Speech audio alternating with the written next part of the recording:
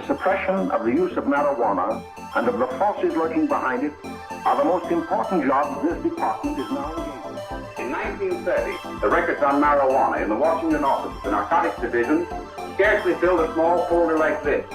Today, they fill cabinets. Welcome, ladies and gentlemen, Coloradians and everyone that's smart enough to listen from the outside. It's one of the most amazing plants we've ever discovered. The pot party, the trippers, the grasshoppers, the hip ones, all gathered in secrecy and flying high as a kite. Welcome back, ladies and gentlemen, to another week of Stoned Appetit with your hosts. As always, it's me, the dumbass Kip Wilson, and across the screen coming to you, fucking sickly boy, we got old CB. How are you, CB? I'm doing great, man. I've got like 2 weeks left in this shitty apartment, and then I'm going to be moving on the up and up to a house with a yard. Yeah, I mean, I think everybody fucking knows at this point, but if you have not watched any local news or any national news on the weekends, aka if you're not 75, you probably don't know. Chris is moving. So he's got a house that will be fitting for the dog, so to speak. Yes. So super pumped about that. And we're going to be just down the street from one another so we can start doing these in person instead of having to traverse the city. Right. And we can start grilling again. Oh, can't wait. Grill, chill, and College a little bit of football. But we've got fish this weekend. Yes, we do. We have a great weekend of fish. We got a big Sahara Desert dry wave coming through Colorado. And we got a great episode with we got Chef Roz on the back end. We're talking Puerto Rican and I guess all Spanish or Latin American and South American cuisines that are not Mexican. It's actually gonna be a really fun, enlightening conversation. You know, it's like a happy hour cocktails conversation. But if you want to check it out, listen through the episode and then go see his restaurant. It's called Lucina, named after, I believe, his mother or his daughter. Yes, I think that's correct. Mother or grandmother? Yeah, I can't remember. It was last week. We called a good fade in the process, but it's a kick-ass little restaurant over there on Mayberry Street, aka Park Hill area or Central Park. It's a quaint little area next to Dank and all the other ones. It's fucking cool. Killer happy hour. Dude, great happy hour specials. The scene was popping, but we'll talk about all that in the episode. Before we get into that, we got a lot of nitty gritty to dive through. Last week recaps. Chris is wearing a health monitor for his heart, which means that he is no longer allowed to party, as well as the upcoming Phish Dicks weekend. I mean, it's going to be awesome. I'm excited. I'm partying at Phish Dicks. Don't you worry about that. Yeah, well, that's also a big benefit that your new future employers don't exactly know that you have this podcast just yet. So it's still early, you know. Sure. We'll have a big time this weekend. But before we get into tonight's episode, let's do a quick ad read, Chris. As Labor Day is coming right up on our ass this weekend, there's a lot of great deals going on. Obviously, our friends over at Standing Akimbo have the best prices and deals for medicinal patients that are shopping the cannabis in Colorado. I think most everybody knows that if they've listened to an episode of this podcast. But what they may not know is that every fucking week, they always have a party going on over there. So if you're always buying maybe on South Broadway or at locations off Santa Fe, you need to get your ass over to 3801 Jason Street this week because he's got dank ass food vendors, aka the perfect cross promotion of our communities. And so he's got hibachi, free hibachi for people that are shopping at Standing Akimbo this week on Thursday. So if you're doing fish, you want to get a little power meal, swing through on Thursday. And then on Friday and Saturday, we mentioned that Sahara dry heat wave we're catching. He's going to have ice cream. Our friend David Right Cream will be out there Saturday passing out free Right Cream. You heard that right, free Right Cream. And so not only can you load up on the goods and cannabis, you can also load up on the dankness and flavors and fruit and food and ice cream this weekend as well. So if you're looking to load up, if you're looking to party for the Labor Day weekend, obviously don't start too big of a fire in the woods, but make sure you got all the fire in your jar. So swing through Standing Akimbo, 3801 Jason Street. And if you want to avoid, two bird, one stone it, you can order online through Weed Maps. And then when you get there to pick up your weed order, you can just get free fucking lunch or free ice cream. It's win-win, Chris.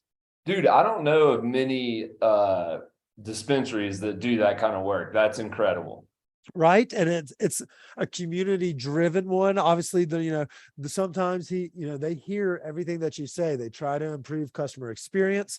They opened up the online portal to streamline the buying process. There's nothing that they're not open to doing. And then they heard that people are fucking hot in the summer. And so he's bringing out goddamn ice cream. I mean, that's a 2-minute ad read, but it's fucking worth it. I mean, that's dank free food. I'm giving it to you with cheap weed. Go check it out. Standing Akimbo. What's your ad read of the week, Chris? I know that's not the only deal we got going. No, our friends over at Seed & Smith, diehard fans. As you know, you can get the Stoned Appetit dart pen, but on top of that, they're offering $10 joint packs the whole weekend of Labor Day, 7.5 gram joints. I mean, Chris, I misread that. 7.5 gram joints. That would be an intense joint. That'd be like a Willie Nelson style joint. But anyways, you get 7 half-gram joints for $10. That's a killer deal. And just to know, for friends coming into town or something like that, they do their grow tours Thursday through Sunday, and they're offering 15% off this weekend for tour guests. So you can book a reservation on their website at seedandsmith.com. But yeah, check out both their locations. We got the one down out in Commerce City area. That's where the grow is. Yeah, that's where the grow is. I don't know what it is. It's like fucking Oakland Street. Yeah, go to seedandsmith.com, and then they got the one down on Heckler Way in Louisville. Hell yeah. And obviously, we did the Phish Dicks giveaway, the survival pack. One reason they're doing these discounts for Labor Day weekend is because you get them through a metal detector without having to pull shit out of your pocket. And you can store other things in there with it. So if you smoke a couple J's in the lot, get yourself a grilled cheese, maybe some hepatitis. As you're rolling in, you can put everything inside of that, leave it in your pocket, won't set off the metal detector. So, the survival packs are still available. Go over to their dispensary, ask for the Stoned Appetit survival kit. They'll load you up with all the products that our winners got from our giveaway last week. I mean, and then with the grow tour, friends are coming in from out of town. They like the Kush. I think you get a discount if you fucking go through the tour on your sale. So, I mean, it's a fucking win-win, Chris. Seed & Smith's great for the rec buyers, as well as you got our friends over at Standing Akimbo for the Medis. It's a perfect combo for Labor Day weekend. And Seed & Smith's grow is incredible. Yeah, it is sexy. They've gotten that thing dialed in. It's one of the more preferred aesthetically pleasing ones. They've got those big ass windows. They got it kind of dialed into a science. It almost feels like a Walt Disney curated event because they have it such a smooth and operated process. But enough about that. The dick riding on this podcast has gotten outrageous. Let's dive into the weekend that was. How was Jim James? Did you have a big time? Jim James was incredible. I mean, that guy puts on a fucking show. Like with the disco ball up there at top at Red Rocks, the lights were peaking. And we didn't get drenched. So that was nice. Like it drizzled a little bit. It was a little cool up there, but that just made it all the more better. Was there too bad of noise extraction or like where it kind of fucks it up when you're sitting up that high? Or was it just piping? Everybody vibing? Oh yeah, it was piping and the place was fucking packed. And we got in. So it sounds like the opposite of the Scarlet Rose Festival this weekend. Yeah. We got some pretty good seats too. We were up there in like row 20.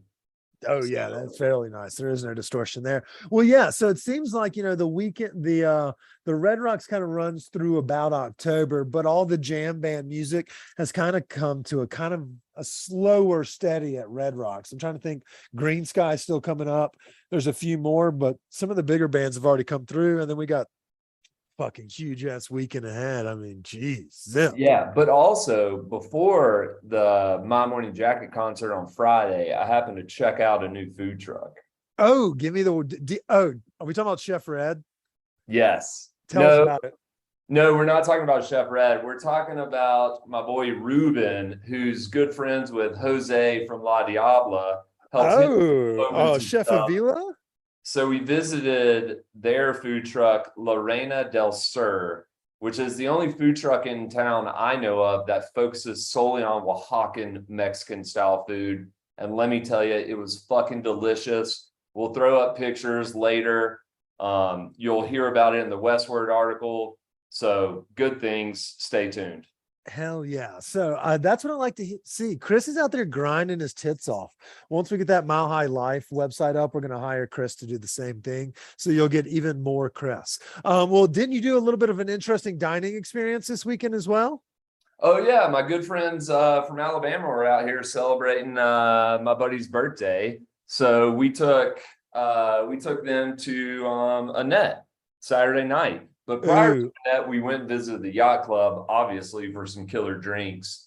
And I mean, dude, the staff at Yacht Club is so down to earth, and it's just, you just feel good when you're there, and their drinks are fucking killer. They really are. Like, I'd say not only is it like top tier dive bar, but it's also just top tier bar. So like if you're a craft cocktail, connoisseur, if you're looking for a natural wine, if you're looking for a PBR and a hot dog and some funky folks, it doesn't matter what your vibe may be. And yes, they have a TV in there. So if the game's getting contentious on a Sunday, they got you covered. It's just such a kick-ass bar. I love that's easily in my top 3 places I enjoy, like just having a cocktail reprieve. Also, what's cool, when we went to Annette, they did a little construction on their patio. So they now have like an awning, and they've got it closed in so they can have more seating throughout the year. And it's fucking super nice. So shout out to the team at Annette for doing that, because that was incredible. But dude, we tried a dish that I haven't had before there, and it was bone marrow toast with grilled beef tongue. Ooh, someone asked us on social media who has the best lingua in town. I didn't know that was in play. Now, I understand that you were at dinner with some big wig folks, so I won't ask for names or things of that nature, but did you get pictures? Like, do you feel the one, like, I got to show this to the world, or do we need to go through the steps here on the podcast today? Like, hey guys, this is a mesmerizing bite. The fuckers in our community need to know about it. Let me take a picture real quick. Did you get that? I should have, but we were just all talking, drinking, having good times. And we'll give them a shout out. It was my good friend, my good buddy's wife, Kelsey Barnard Clark, winner of Top Chef, and she had a time. She enjoyed it. Did she? What did she have to say of Denver's food scene? Oh, she loved it. She loved it. Nice. And especially like at Annette, she loved the mussels and the burger on the English muffin. She was a big fan. I mean, who's not? Those two are both bangers. Yeah, but the beef tongue was great. Like, it wasn't chewy. It was flavorful. It was all around. Everything was delicious as always. We filmed for Mile High Life a couple, 2 weeks ago with our buddy Lindell White, host of the Smash and Dash podcast, Colorado native, lives here, calls home right around the corner. And we went out hunting fucking lingua tacos and tripe tacos. And so we were sitting there like just obviously La Caella and all of that Alameda Federal corner. So the exact antithesis of what you were doing, we were doing, but we were just smoking fat fucking joints in the process. And I tell you what, Chris, you're right. The lingua, when prepared properly, it's not I don't like it boiled. You've got to do something that brings either a different texture or more texture to it. Because if it just comes out like boiled in a taco, like we even were talking about it, like you can almost see where the fibers of the tongue, like there was hair there, and it doesn't really have anything except for like almost this jointed bite. So I like that you said that it has like a different texture to it. So that really gets my dick hard. Yeah, I don't like the chewiness sometimes that you'll find in some places, but this was solid. So try it out if you're at Annette. Yeah, that's called range, everybody. And if you're looking for good lingua and good tripe tacos, La Caella on Alameda. And Tacos Marlene too. The video with Lindell will be coming out. And so we'll get Kelsey on this podcast one day too. Her and Guy Fieri, 1A and 1B, interchangeable as well. Okay, Chris, so we talked a little bit. We recapped last week. I don't think I did anything crazy. Oh, you know what I did do, Chris, is I've been doing very well by when I'm dining out vegetarian or pescatarian. So technically I'm still animal free, but the bet is still alive. Now I'm curious if I'll